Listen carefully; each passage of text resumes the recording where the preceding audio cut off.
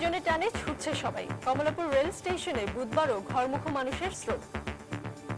সদরঘাট থেকে নির্ধারিত সময়ে লঞ্চ না ছাড়ার অভিযোগ যাত্রীদের।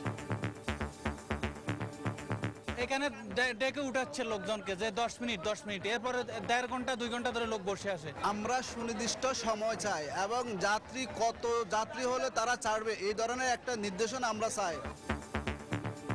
বাস টার্মিনালে ভিড় বাড়লেও টিকিট পেতে ছিল না ঝক্কি ঝামেলা। আসলে বলতে টিকিট পেতে আমার কোনো সমস্যা হয় না, আমরা ইজিলি টিকিট পেয়েছি। দেখছিলেন প্রধান শিরোনাম। মধ্যরাতের সময় সঙ্গে আছি আমি সারওয়ার রেজা জিমি এবং আমি রোকসানা আনসুমান। আমার চুলের জন্য নো অ্যামোনিয়া, নো পেরক্সাইড, শুধু ন্যাচারাল ভাসমল। এবার অন্যান্য শীর্ষ সংবাদ। প্রধান জামাতের জন্য জাতীয় ঈদগাহে চলছে শেষ মুহূর্তের প্রস্তুতি। বৃষ্টি হলেও একসঙ্গে নামাজ পড়তে পারবেন লাখো মুসল্লি।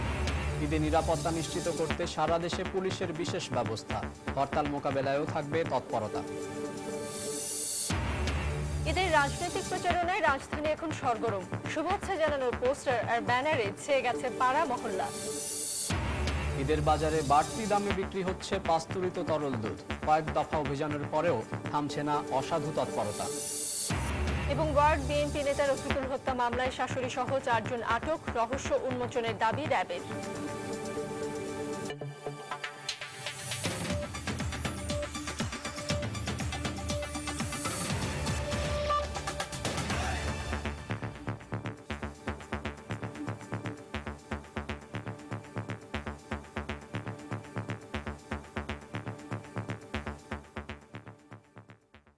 শুরুতে ঈদে ঘরমুখো মানুষের খবর।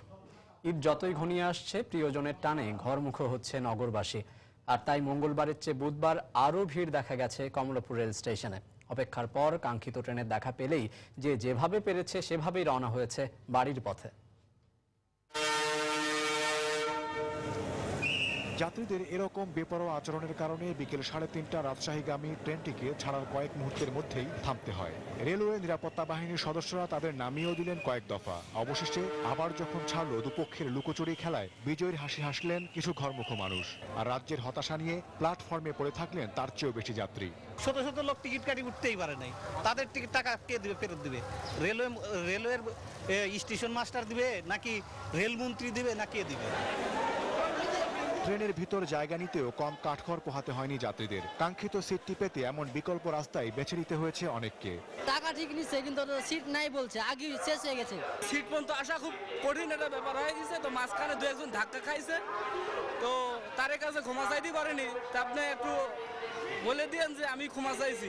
যত ঝুঁকি আর কলা কৌশল সবই প্রিয় মানুষের সাথে ঈদ উদযাপনের লক্ষ্যে। যদি আমি বাবার বাড়ি ঈদ করি তাহলে তো আমার হাজবেন্ড শ্বশুর শাশুড়ির কাছে তো ঈদ করতে পারবে না। বৃষ্টিতে ভিজে আসছি নারায়ণগঞ্জ থেকে, কষ্ট মনে হচ্ছে না, কষ্ট করে যাওয়ার মধ্যে একটা আনন্দ।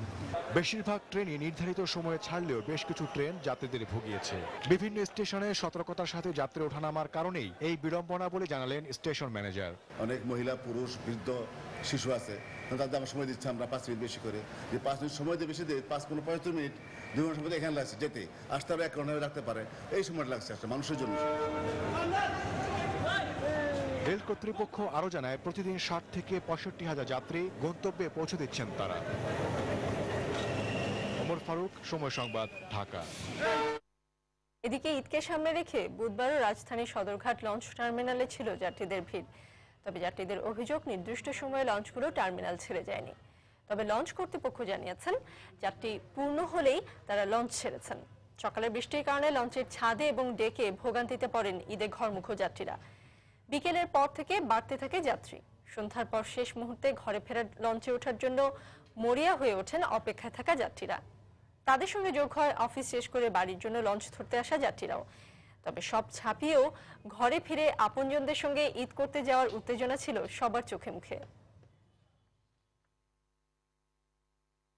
পটুয়াখালী যাবো, পটুয়াখালী লঞ্চ তো পাচ্ছি না, এখন হয়তো বরিশালের লঞ্চ যাওয়ার আশা করি।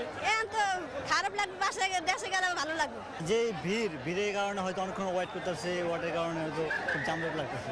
সকাল থেকে কোনো খাওয়া দাওয়া নাই, এভাবে বসে রয়েছি, কোনো লঞ্চ পাই না, কোনো কিছু না। এদিকে স্বাধীনতার ৪২ বছরে বিআইডব্লিউটিসিতে নতুন কোনো সরকারি লঞ্চ যোগ না হলেও এবারই প্রথম তা করা হচ্ছে বলে জানিয়েছেন নৌ পরিবহন মন্ত্রী শাহজাহান খান।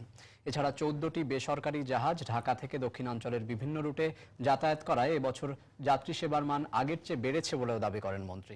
বুধবার বিকেলে সদরঘাট লঞ্চ টার্মিনালে প্রেস ব্রিফিংয়ে তিনি এসব কথা বলেন। পাকিস্তান